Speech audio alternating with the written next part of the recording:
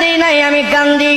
ইয়া রাসূলুল্লাহ, ওগো নবীজি, আপনি বলছেন ওগো নবীজি কবর নাকি আখিরাতের প্রথম মঞ্জিল, কবর নাকি চাপ দিবি, এক সাইডের হাড্ডি আরেক সাইডে ঢুকে যাবে।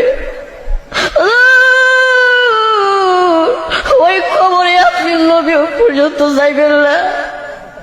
ইয়া রাসূলুল্লাহ, আপনি হাতে ধরে পায়ে ধরে গো নবী, আপনি আমার জন্য আপনার সুব্বা মুবারক দিবেন নি কোন?